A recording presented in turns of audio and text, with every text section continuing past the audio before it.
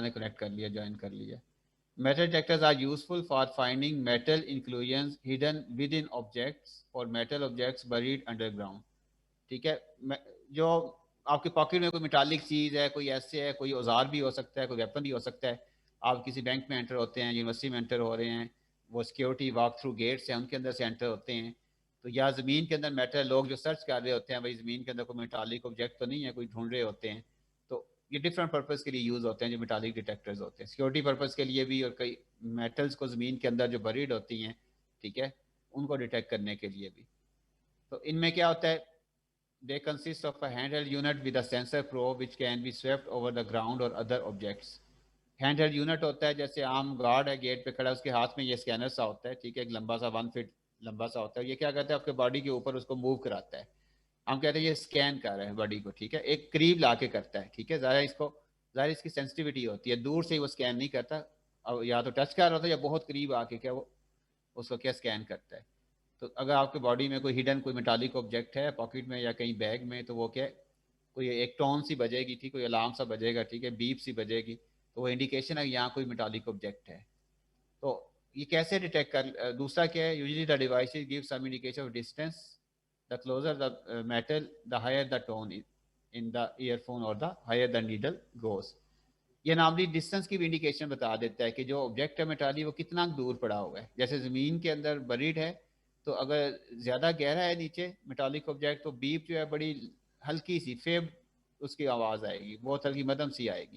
लेकिन अगर ज़मीन के अंदर करीब सी मेटालिक कोई चीज़ पड़ी हुई है तो ज़्यादा लाउड टोन होगी, वो इंडिकेशन होगी कि ये कोई ऑब्जेक्ट करीब है या ज़्यादा डेप्थ में है जो है। इससे आप अंदाज़ा थोड़ा लगा सकते हैं। पहले तो उसकी वो मौजूदगी बताता है, बीप सुनाई दी आपको, ठीक है या नहीं, फिर है तो क्या गहराई में है, दूर है, थोड़ा फासले पे है। जैसे बैग के अंदर हिडन करके मेटालिक ऑब्जेक्ट है तो हल्की सी बीप सुनाई देगी। बैग के अंदर ऊपर ऊपर है किसी में, तो स्कैनर उसके ऊपर फेरेंगे तो लाउड टोन आपको सुनाई देगी, ठीक है। या इसमें वो नीडल की फॉर्म में डिफ्लेक्टर भी लगा होता है, नीडल स्केल पे मूव करती है, डिफ्लेक्ट करती है, वो इंडिकेशन होती है कि यहाँ कोई चीज़ है। जैसे करंट किसी वायर में से गुजर रहा हो तो आपको गैल्वानोमीटर पे डिफ्लेक्शन मिलती है, नहीं गुजर रहा तो डिफ्लेक्शन नहीं मिलती। तो दोनों तरह के इसके डिस्प्ले होते हैं आउटपुट में। अक्सर तो ये टोन वाले होते हैं, आपको टोन सुनाई देती है जो, ठीक है। तो इसमें है क्या, इसमें बेसिकली ये it works on the Faraday law of electromagnetic induction. ये Faraday law of electromagnetic induction के प्रिंसिपल पे काम करता है। इसमें दो तीन तरह की कॉइल्स यूज होती हैं। The simplest form of the metal detector consist of an oscillator producing an alternating current, ठीक है, that passes through a coil producing an alternating magnetic field. सबसे पहला इसका कंपोनेंट क्या होता है, इसके अंदर ये इसकी कंस्ट्रक्शन और साथ वर्किंग आ गई। इसके अंदर एक ऑसिलेटर लगा होता है जो अल्टरनेटिव करंट प्रोड्यूस करता है, और जब करंट किसी कंडक्टर में प्रोड्यूस होता है तो उसके साथ मैग्नेटिक फील्ड भी जनरेट होता है ना, ठीक है। अगर करंट ऑसिलेटिंग होगा तो मैग्नेटिक फील्ड भी क्या होगा, ऑसिलेटिंग होगा ना, ठीक है, वो भी ऑसिलेट करेगा। जैसा साइनोसाइडल फॉर्म में करंट ट्रेवल करता है, मैक्सिमम हुआ, मिनिमम हुआ, नेगेटिव हुआ, तो मैग्नेटिक फील्ड भी इसी तरह क्या होगा, कम ज़्यादा, पॉजिटिव नेगेटिव मैग्नेटिक फील्ड के उसी तरह से अकॉर्डिंगली जनरेट होगा। तो ये एक यूनिट ये हो गया, एक ऑसिलेटिंग कॉइल है, ये सिग्नल जनरेट कर रही है आपकी, एक जनरेटर है, सिग्नल जनरेट आप कर रहे हैं, आपका ये सेंसर के अंदर यूनिट लगा हुआ है, वो एक सिग्नल जनरेट कर रहा है। वो सिग्नल क्या है, ऑसिलेटिंग मैग्नेटिक फील्ड है। और वो किस तरह कर रहे हैं, उस इलेक्ट्रोमैग्नेट है एक, जिसके अंदर हम डीसी करंट नहीं पास कर रहे, बल्कि कौन सा करंट पास कर रहे हैं, एसी। कंडक्टर में दोनों करंट फ्लो हो सकते हैं ना, डीसी भी और एसी भी जो है, ठीक है। If a piece of electrically conductive metal is close to the coil, अब एक कोई मेटल का पीस इस कॉइल के क्लोज, यानी सेंसर के, कॉइल सेंसर के अंदर लगी हुई है, ठीक है, उसके क्लोज को आ जाएगा, eddy currents will be induce in the metal, उस मेटल के अंदर करंट इंड्यूस हो जाएगा। अब ये हमने कहना है कि वो करंट क्यों इंड्यूस हो रहा है, ठीक है, and this produces a magnetic field of its own. जब उस मेटल के अंदर करंट इंड्यूस होगा तो उसकी वजह से भी एक मैग्नेटिक फील्ड प्रोड्यूस होगा ना। तो ये करंट मेटल में क्यों इंड्यूस हो रहा है, कैसे आप जस्टिफाई करेंगे, एक ऑसिलेटिंग मैग्नेटिक फील्ड है, उसको आप मेटल के करीब लेके जाते हैं, तो उसके अंदर करंट क्यों इंड्यूस हो रहा है, यही फेराडे लॉ ही है ना। तो एक्चुअली उस मेटल के अंदर क्या कर, हाँ, तो मेटल में अंदर मैग्नेटिक फ्लक्स वेरी कर रहा है, क्यों वेरी कर रहा है, कि आपका जो ऑसिलेटर है वो ऑसिलेटिंग मैग्नेटिक फील्ड जनरेट कर रहा है, ठीक है। उसकी वजह से उस कॉइल के अंदर जो मेटालिक पीस के अंदर क्या ईएमएफ इंड्यूस हो रही है, करंट हो रहा है या ईएमएफ हो रही है, एक ही बात है जो, ठीक है। अब उसके अंदर जो ईएमएफ इंड्यूस हो रही है वो भी आपका एक मैग्नेटिक फील्ड जनरेट करेगी। एक आप जो जनरेटर है, जो सिग्नल जनरेट कर रहा है, उसका मैग्नेटिक फील्ड है ऑसिलेटिंग, एक उसके अंदर है ईएमएफ इंड्यूस हो रही है जो मेटालिक पीस है उसका एक मैग्नेटिक फील्ड है। अगर आप उसके मैग्नेटिक फील्ड को डिटेक्ट कर लें जो मेटल में इंड्यूस हो रहा है, तो वो इंडिकेशन होगी यहाँ कोई मेटल मौजूद है, क्योंकि मेटल अगर नहीं होगी तो उसमें कोई ईएमएफ इंड्यूस नहीं होगी किसी और चीज़ में, और कोई और अदर मैग्नेटिक फील्ड नहीं जनरेट होगा। अगर आपको पता चलता है सेंसर को यहाँ कोई और मैग्नेटिक फील्ड इंड्यूस हो रहा है, तो इट मीन्स कि वहाँ कोई मेटालिक ऑब्जेक्ट है। अब यानी कि फिर इसके अंदर एक आपके पास था ट्रांसमीटर, यानी जो ऑसिलेटिंग मैग्नेटिक फील्ड जनरेट कर रहा है, एक आपके पास जो था वो ऑब्जेक्ट जिसको आप डिटेक्ट करना चाह रहे हैं, एक आपके पास रिसीवर होता है। अब रिसीवर उसी स्कैनर में लगा है, वो रिसीवर क्या है? If another coil is used to measure the magnetic field acting as magnetometer, the change in the magnetic field due to the metallic object can be detected. अब वो अगर जो कॉयल है वो मैग्नेटिक फील्ड उसको sense कर ले, sir इसमें फिर फैराडे लॉ यूज होगा, क्योंकि उसके अंदर मेटल के अंदर जो ईएमएफ इंड्यूस हो रही है उसके अंदर जो मैग्नेटिक फील्ड वेरी कर रहा है, वो वेरिएबल मैग्नेटिक फील्ड जो है वो दोबारा किस में ईएमएफ इंड्यूस कर देगा? जो रिसीवर आपके रिसीविंग कॉयल है, ठीक है, जो क्या है एक रिसीविंग कॉयल है, उसके अंदर ईएमएफ क्या इंड्यूस हो जाएगी, तो वो इंडिकेशन होगी यहाँ कोई मेटालिक ऑब्जेक्ट के मौजूद है। आगे हमने इलेक्ट्रिकल सर्किट लगाया होता है जो कि अलार्म बजा देगा, ठीक है, टोन आपको बीप सुनाई देगी, वो तो एक खुद छोटा सा सेंसर लगा होता है कि जो बीप बजा दे कि यहाँ पे कोई चीज़ क्या हमारे पास क्या एग्जिस्ट करती है जो, ठीक है। तो इस तरह से हम इस चीज़ को मेटालिक ऑब्जेक्ट को क्या कर लेते हैं, डिटेक्ट कर लेते हैं जो। तो इसमें फिर दो चीज़ें होंगी, एक ट्रांसमीटर जो ऑसिलेटिंग मैग्नेटिक फील्ड जनरेट करता है, ठीक है, जनरेटर कह लें ट्रांसमीटर कह लें कोई भी एक, यानी कि दो एलिमेंट है, ठीक है, जो प्रोड्यूस करता है ऑसिलेटिंग मैग्नेटिक फील्ड। और एक क्या है, रिसीवर है, एक कॉयल है, वो किस फॉर्म में है, एक कॉयल सिंपल सिंपल सी कॉयल है, और वो जो मेटालिक ऑब्जेक्ट में ईएमएफ प्रोड्यूस होती है उसकी वजह से जो मैग्नेटिक फील्ड जनरेट होता है वो उसको क्या करती है, सेंस करती है, राइट, ठीक है। ओके, आप एक्सप्लेन कर सकते हैं ना वर्किंग क्या होता है, इसमें दो एलिमेंट होते हैं, एक ये करता है दूसरा ये करता है, अगर आपसे कोई बात पूछा जाए तो आपकी पूरी वर्किंग भी आप 2 मिनट में बता सकते हैं। फिर से आप पूछा जा सकता है रिसीवर इसमें क्या चीज़ होती है, वो क्या काम करता है, जो जनरेटर होता है वो एक्चुअली क्या चीज़ है, वो क्या चीज़ जनरेट करती है, वो चीज़ आगे मेटल ऑब्जेक्ट को कैसे इफेक्ट करती है, उसमें क्या चीज़ प्रोड्यूस करती है, और मेटल इफेक्ट आगे फिर क्या, तो यानी कि ये एक ट्रायंगल बन रही है, एक तरफ से चीज़ जा रही है, मेटल उसे रिसीव कर रहा है, उससे उसे ईएमएफ इंड्यूस हो रही है, और सेकंड कॉर्नर से थर्ड कॉर्नर में आपके पास फिर रिसीवर पड़ा हुआ है, वापस वो आ रहा है सिग्नल, आप उसको रिसीव करते हैं। तो अब ये जितना मेटालिक ऑब्जेक्ट आपके करीब होगा, ठीक है, उतनी ज़ाहिर है वो सिग्नल ज़्यादा ही ईएमएफ इंड्यूस होगी, और जितनी ज़्यादा होगी उसी हिसाब से हमने क्या उसकी जो अलार्म को साथ अटैच किया हुआ है उतनी उसकी ट्यून भी क्या होगी जो हाई होगी जो, ठीक है। तो ये डिफरेंट मैंने जैसे यहाँ पे आपको शो कर दूँ जो,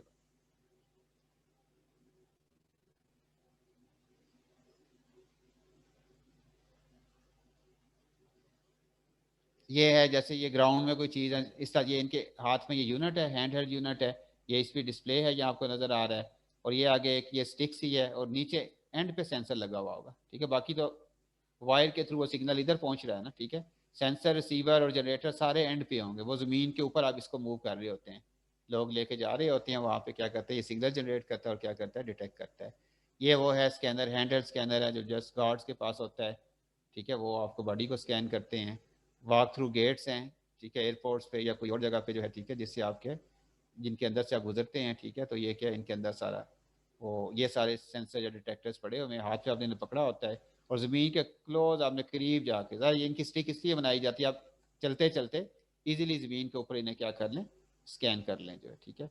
कोई ज़मीन के अंदर कीमती मेटल्स हैं, कोई आपने अपने देखना है सरफस पे पड़ी हुई हैं, छोटे पीसीज भी इवन हैं, या ज़मीन के अंदर बरीड हैं, तो उससे आप क्या इस चीज़ को क्या कर सकते हैं, डिटेक्ट कर सकते हैं, ठीक है। जिससे ये है ये पर्सन ये ज़मीन के ऊपर लेके इसको मूव कर रहा है, अब इसने ये ईयरफोन लगाया हुआ है, जो उसकी बीप आती है वो उसे क्या कर देगी, सुनाई देगी, तो सेंसर यहाँ पे लगा हुआ है नीचे ज़मीन पे जो है, ठीक है।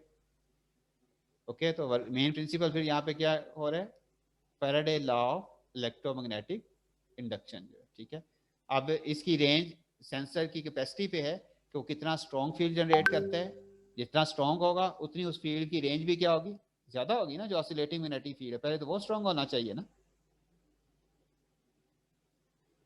फिर वो ज़मीन तक कितना डीप जा सकता है, जाहिर है ज़मीन में ज़्यादा डीप तक वो नहीं जाएगा, एक तो उसकी रेंज ज़्यादा होगी, स्ट्रॉन्ग होगा तो ज़्यादा डीप चला जाएगा, वीक होगा तो कम डीप जाएगा। तो कितने डीप तक वो उस फील्ड का इफेक्ट जाता है। तो अगर वो मेटल तक उसका इफेक्ट जा रहा है जो नीचे बरीड है, तो फिर उसमें ईएमएफ इंड्यूस होगी। अगर वो उसकी रेंज से बाहर है तो मेटल चाहे नीचे पड़ी भी होगी तो वो नहीं बताएगा, क्योंकि उसकी रेंज से बाहर है जो है, ठीक है। तो ये एक सिंपलेस्ट डिटेक्टर है। आजकल तो और बड़ी लेज़र बेस्ड टेक्नोलॉजीज आ गई हैं, और ठीक है, आप ज़्यादा गहराई में भी ज़मीन में किसी चीज़ों को, ये लेकिन बहुत ज़्यादा डेप्थ वाले सेंसर नहीं है, ये ज़मीन में बहुत डीप चीज़ों को नहीं, ये ज़मीन के अंदर ही पड़ी हुई चीज़ें हैं, मट्टी के अंदर कोई मिक्स हुई हुई है मेटल के पीस हैं, जिनको आप बजाय मट्टी को ऊपर से उठा उठा के थोड़ा सा इधर उधर करके ढूंढें, आप जस्ट स्कैनर ले जाएं तो आपको मेटालिक पीसीज क्या हैं वो क्या इंडिकेशन बता देगा यहाँ पे कोई मेटालिक पीसीज हैं या नहीं है, ठीक है। ओके, कोई क्वेश्चन है तो आप पूछ सकते हैं, ठीक है। ये चैप्टर कंप्लीट हुआ। जी जी जी जी। वहाँ पर सर प्रेशर डिक्रीज कैसे हो रहा है? हालांकि मैथमेटिकली भी अगर हम देखें तो प्रेशर और स्पीड का जो है रिलेशन वो डायरेक्ट है।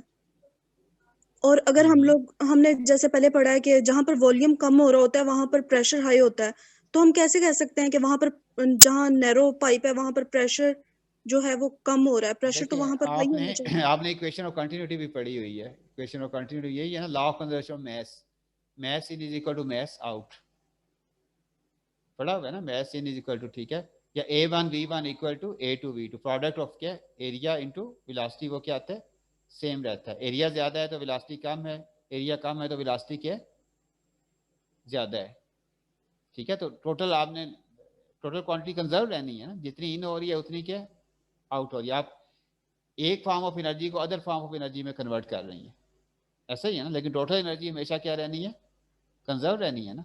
स्पीड बढ़ा रहे हैं प्रेशर कम हो जाएगा, ठीक है, प्रेशर वहाँ पे ज़्यादा है, स्पीड वहाँ पे क्या कम है जो है। तो ये सिंपल यानी जो फंडामेंटल लॉज है, हम क्या इक्वेशन ऑफ कंटिन्यूटी या दूसरी चीज़ें हैं उनको फॉलो करते हैं।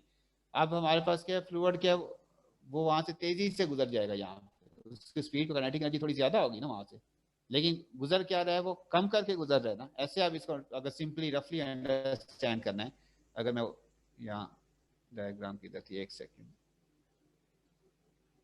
हाँ ये थे, तो असल में इधर फ्लूइड ज्यादा था, ठीक है, तो उसके पास उसका एक हाई प्रेशर है, मोमेंटम है, ठीक है, मैस है ना, हैवी मैस है, उसका एक अपना प्रेशर है। अब इधर जगह नैरो हो गई तो वक्ती तौर पे फ्लूइड क्या कम गुजर रहा है ना, लेकिन वो स्पीड से गुजर रहा है। एक जगह से लोग ज्यादा गुजर रहे हैं, कम रफ्तार से गुजर रहे हैं, दूसरी जगह से क्या हमारे पास क्या लोग तेजी से गुजर रहे हैं, ठीक है, लेकिन हैं कम, तो ओवरऑल इम्पैक्ट क्या होगा, सेम हो जाएगा ना। वो अपनी स्पीड की वजह से अपना इम्पैक्ट बना रहे हैं, ठीक है, क्वांटिटी सेम करने की वजह से, यानी कि वो क्या है, ये एक सेकंड में इधर क्या हमारे पास 1000 है, तो उधर हमारे पास क्या स्पीड ज्यादा हो गई है, तो चलें वो क्या पर फ्रैक्शन ऑफ सेकंड क्या है वहां से बंदे ज्यादा गुजर रहे हैं, लेकिन ओवरऑल पर फ्रैक्शन ऑफ सेकंड ज्यादा नहीं है, लेकिन टोटल 1 सेकंड में जो उधर से गुजर रहे हैं वो भी सेम है, और इधर भी जो गुजर रहे हैं 1 सेकंड में क्या सेम गुजर रहे हैं। इधर से कम बंदे हैं तेजी से गुजर रहे हैं, तो 1 सेकंड में उतने ही बन गए जितने यहाँ से गुजर रहे थे, ठीक है। तो लेकिन ज़रा बंदों का यहाँ पे फ्लो कम हो गया, ठीक है, तो प्रेशर क्या क्वांटिटी पे डिपेंड करता है, क्वांटिटी पे भी करता है ना डिपेंड प्रेशर जो है। क्वांटिटी कम होगी तो हम क्या कह देंगे, प्रेशर क्या हो गया, कम हो गया, मोमेंटम कम हो गया ना उसका। प्रेशर हम कहते हैं एटमॉस्फेरिक प्रेशर है जैसे, तो आप कहते हैं जिस हम हाइट पे जाते जाते हैं कम होता जाता है ना, हाइट पे जाते हैं तो प्रेशर कम क्यों कम होता है, गैस की डेंसिटी क्या हो जाती है, कम हो जाती है, ठीक है। तो ये भी उसी तरह ही है कि यहाँ डेंसिटी कम हो गई आप कह लेंगे, ठीक है, क्योंकि स्पीडली फ्लूइड गुजर रहा है, तो डेंसिटी कम हो गया तो उस वजह से प्रेशर, क्योंकि प्रेशर को आपने डेंसिटी के फॉर्म में लेना, वैक्यूम में हमने यही लर्न की है कि प्रेशर को इन टर्म्स ऑफ डेंसिटी लिए, इस तरह से आप इस चीज़ को अंडरस्टैंड कर सकते हैं। वो कंफ्यूजिंग बन जाता है, आप सही कह रही हैं अपनी जगह, लेकिन अगर आप इस तरह से थोड़ा सा different rough example daily life में इमेजिन करके इस तरह से इस चीज़ को अंडरस्टैंड कर सकती हैं कि आप सर देखिए हमने कोई भी इलास्टिक का यहाँ चक्कर ही नहीं, आप हाइट पे जाते जाते हैं सिर्फ गैस की डेंसिटी कम हो रही है, गैस की डेंसिटी कम होने से उसका प्रेशर हम क्या कहते हैं, हम पे जो प्रेशर एक्सर्ट हो रहा है वो क्या होता जा रहा है, कम होता जा रहा है। Sir pressure basically force per unit area होती है, तो फोर्स हमने जो वाटर की पड़ी थी ना दीवार पे, मतलब अगर वाटर को हम फेंकते हैं तो वो थी mv/t था। जी तो जी वहां पे तो जी जी। अगर ज्यादा तो प्रेशर ज्यादा, फोर्स ज्यादा होगी, प्रेशर फिर ज्यादा होगा सर। फोर्स पर किस पे ज्यादा होगा, सर जो फोर्स पानी मतलब दीवार पे लगाता है, वो हमने जो एफएससी में पढ़ा था, वो फार्मूला था F = mv/t। जी जी। तो ठीक है। वहाँ वहाँ पे अगर मतलब वेलोसिटी ज्यादा है तो फोर्स ज्यादा होगी, और फोर्स पर यूनिट एरिया जो है वो प्रेशर होता है, वहाँ पे प्रेशर ज्यादा, हम्म। मतलब डायरेक्ट रिलेशन बनता है। ये सर कंफ्यूजन है। हाँ, उससे उससे वेलोसिटी का इम्पैक्ट भी आता है। ऐसा तो नहीं है वेलोसिटी कि प्रेशर ड्रॉप जो वेलोसिटी है वो ज्यादा और प्रेशर ड्रॉप जो हो वो कम हो रहा हो लेकिन प्रेशर ज्यादा ही हो, यानी दो टर्म्स को हम लोग मिक्स कर रहे हैं। नहीं नहीं नहीं, प्रेशर इधर कम होगा तभी तो डिफरेंशियल प्रेशर बनेगा ना, इसकी निस्बत यहाँ पे प्रेशर कम होगा, इसकी निस्बत प्रेशर यहाँ पे क्या होगा कम, तभी तो डिफरेंशियल प्रेशर बनेगा ना। ड्रॉप आया है इधर और है प्रेशर, इधर क्या और है जो है। अब देखिए वो आप जब भी बात करें वेलोसिटी का इम्पैक्ट भी होता है, ठीक है, लेकिन क्या मैथ का इम्पैक्ट भी है कि आपने इम्पीजमेंट रेट पढ़ा था। इम्पीजमेंट रेट क्या होता है? Number of particle striking per unit surface area per unit time, हम यही बात करते थे ना। अच्छा चलिए इसको ऐसे ले लें। अब देखें गैस, एक सिलेंडर में गैस है, तो गैस वाले वहां पर मोशन में होते हैं, उनकी वेलोसिटी तो सेम होती है ना, ठीक है। पहले आपने एटमॉस्फेरिक प्रेशर पे सिलेंडर में गैस फिल किया, थोड़ा सा प्रेशर कम कर दिया, मालिक्यूल सेम वेलोसिटी से मूव कर रहे हैं ना, लेकिन अब सिलेंडर की वाल पे प्रेशर क्या हो जाएगा? कम हो जाएगा ना, हालांकि वेलोसिटी तो उतनी ही है ना, वेलोसिटी तो प्रेशर क्यों कम हो गया? क्योंकि फोर्स पर यूनिट एरिया कम हुई है। वो क्यों कम हुई है? Because number of molecule striking per unit surface area क्या हो गए? कम हो गए हैं जो है। तो इधर अगर आप सामने इसको आगे बंद कर दें, यहाँ से फ्लो गुजर रहा है, अब जो number of molecule per unit surface area है वो क्या हो जाएंगे? पहले की निस्बत क्या हो जाएंगे? कम हो जाएंगे। सर हमें ये समझ नहीं आ रही कि नंबर ऑफ मॉलिक्यूल्स कम कैसे हो रहे हैं पर यूनिट एरिया, जबकि सिर्फ वॉल्यूम कम हो रहा है। मॉलिक्यूल्स तो जितने पहले आ रहे थे उसने उस पाइप से भी उतने ही गुजरने हैं जितने के पीछे से आ रहे हैं, वाइड अच्छा, पाइप से भी। इक्वेशन एक नहीं, इक्वेशन ऑफ कंटिन्यूटी में आप पढ़ते थे A B into T, time भी था ना, एरिया वेलोसिटी इंटू टाइम, फिर टाइम को आप कैंसिल कर देते थे क्योंकि टाइम सेम है। टाइम क्या है? यही बात मैंने शुरू में कही। इधर से भी आपने 1 सेकंड, इधर 1 सेकंड टाइम लिया है तो इसमें से भी आपने कितना वेट करना है? 1 सेकंड का। तो इधर 1 सेकंड में बंदे उतने ही गुजरेंगे क्योंकि ये तेजी से गुजर रहे हैं। यहाँ पे क्या गुजरे हैं? तेजी से गुजरे, एक वक्त में कम गुजर रहे हैं ना। इधर एक वक्त में क्या है? 100 गुजर रहे हैं, इधर क्या गुजर रहे हैं? 50, ठीक है, पर यूनिट टाइम जो है, ठीक है। पर देखिए हमने टोटल टाइम टी लेना है, ठीक है। तो इधर हमारे पास क्या है, मसलन एक टोटल टाइम जब टी लेंगे, टाइम हमने सेम दोनों तरफ देना है, तो ओवरऑल क्या है, नंबर ऑफ पर्सन या नंबर ऑफ मॉलिक्यूल क्या हो जाएंगे? सेम हो जाएंगे, क्योंकि इधर से इस होल से इस एरिया से तेजी से वो गुजर रहे हैं, ठीक है। लेकिन यहाँ पे वो क्या आ रहे हैं? स्लो आ रहे हैं, उनकी वेलोसिटी क्या कम है। तो सेम टाइम में 1 सेकंड में या 10 सेकंड में या 1 मिनट में तो ओवरऑल सेम ही गुजरेंगे ना मॉलिक्यूल्स या जो भी हैं। ये बात समझ आ रही है टाइम के फैक्टर के वाले से? Yes sir. एरिया नैरो हो गया ना, तो हम कहेंगे कि इधर से तो कम गुजरने चाहिए, ठीक है। लेकिन इक्वेशन कंटिन्यूटी या लॉ ऑफ कंजर्वेशन में क्या है, हम कहते हैं इन और आउट दोनों सेम होगा, ठीक है। टी टाइम में, गिवन टाइम टी में यूनिट टाइम ले लें, तो वजह यह है कि ये तेजी से पर एक वक्त में, ठीक है, कम गुजर है, लेकिन तेजी से गुजरने की वजह से वो क्या हो रहा है, हमारे पास क्या है कि वो 10-10 करके 1 सेकंड में 100 गुजर जाएंगे, ठीक है। तो यहाँ क्योंकि हमारे पास क्या आ रहे हैं, स्लो आ रहे हैं, तो वो 1 सेकंड में क्या है, वो 100 इकट्ठे गुजर रहे हैं यहाँ पे जो है। यहाँ थोड़े थोड़े करके गुजर रहे हैं, हर 10 सेकंड के 10वें हिस्से में 10 गुजर रहे हैं। तो जब हर सेकंड के 10वें हिस्से में 10 गुजर रहे हैं, इधर एट अ टाइम 100 गुजर रहे हैं, ठीक है। तो इधर से थोड़े थोड़े करके गुजरने हैं, नैरो पाथ हो गया ना। जब वो थोड़े थोड़े करके गुजरेंगे, स्पीडी गुजरेंगे, तो उनकी नंबर डेंसिटी क्या हो जाएगी? कम हो जाएगी ना। सर हम ये कह सकते हैं कि इस एरिया में थोड़े टाइम में ज्यादा पार्टिकल गुजर रहे हैं। इस एरिया में जी जी, इसी में लार्जर में स्मॉलर में? स्मॉलर में सर, स्मॉलर में। थोड़े टाइम में ज्यादा कैसे गुजर रहे हैं इसके मुकाबले में, लार्जर के मुकाबले में? जी जी, लार्जर के मुकाबले। नहीं, इधर आप ये कि देखें ओवरऑल टोटल तो सेम रहने हैं, ठीक है। इधर हमारे पास क्या है, वो जब एंटर होते हैं एरिया ज्यादा होने की वजह से एट अ टाइम बहुत सारे वो मॉलिक्यूल पास कर जाते हैं जो है, ठीक है, उनकी स्पीड स्लो है, ठीक है। लेकिन हमारे पास ये आप ऐसे ही कह लें कि एक दरवाजे से स्टूडेंट एंटर हो रहे हैं, तो स्लो स्लो एंटर हो रहे हैं, ठीक है। लेकिन क्या है कि वो तादाद उनकी बहुत ज़्यादा कंडेंस फॉर्म में एंटर हो रहे हैं, ठीक है।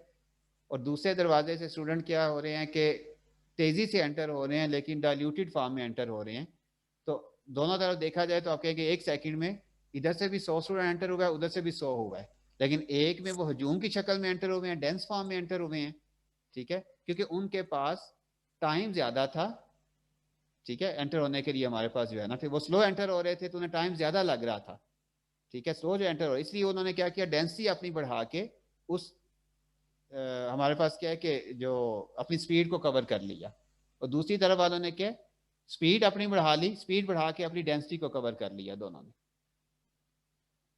इधर तादाद कम, ज़ाहिर प्रेशर लो है तो यहाँ डेंसिटी कम है, डेफिनेटली यहाँ क्या है, गैस की डेंसिटी, इस तरह तो आप इजीली समझ सकते हैं ना, यहाँ प्रेशर कम है तो गैस की डेंसिटी क्या होगी यहाँ के मुकाबले में। प्रेशर को फोर्स ना लें, अब हमने वैक्यूम फिजिक्स में यही लर्न किया है, प्रेशर को एज ए क्या लेना चाहिए, डेंसिटी ऑफ मॉलिक्यूल, क्या लेना चाहिए, तब आप इजीली समझेंगे, ठीक है। ये कॉन्सेप्ट पहले हमारी लोअर क्लास में हम ये नहीं समझते, हम प्रेशर को फोर्स के तौर पे लेते हैं जो, ठीक है। हालांकि जब मैंने एटमॉस्फेरिक प्रेशर का भी आपको कॉन्सेप्ट दिया है, क्या एयर की वेलोसिटी ऊपर जाके कम हो जाती है नीचे ज्यादा, ऐसा तो नहीं है ना। असल क्या होता है, ऊपर हाइट पे जाते जाते एयर की डेंसिटी कम होती है, इस वजह से हम पे प्रेशर कम होगा ना। तो आप डेंसिटी की सिर्फ तब अंडरस्टैंड कर सकते हैं, अगर आप इसे फोर्स की फॉर्म में समझेंगे तो आपको बिल्कुल समझ नहीं आएगी, क्योंकि प्रेशर चीज का गैस की डेंसिटी की वजह से बनता है। ये तो वैक्यूम में भी अच्छी तरह आपको समझ आ गई ना, कि जितना प्रेशर, वही सिलेंडर है, वही वाल्व है, वही गैस के मॉलिक्यूल्स हैं, वही अभी मैंने वेलोसिटी भी वही बता दी ना आपको। अगर फ्लो नहीं हो रहा लेकिन सिलेंडर में गैस मूव तो कर रही होती है ना, सिलेंडर में गैस का प्रेशर होता है ना सिलेंडर में, मोशन तो वही होती है, जो हाई प्रेशर है लो पे भी वही होती है, वही वेलोसिटी मॉलिक्यूल की होती है रूम टेम्परेचर पे, लेकिन असल मसला किसका आता है, डेंसिटी का आता है। तो यहाँ गैस के मॉलिक्यूल की डेंसिटी कम है, सर ठीक डेंसिटी है। कैसे कम, मतलब स्मॉल डक्ट है तो इसमें सर कंप्रेस्ड होगी तो ज्यादा होगी उल्टा। अब थोड़ा सा इमेजिनेशन है कि ये इतनी तेजी से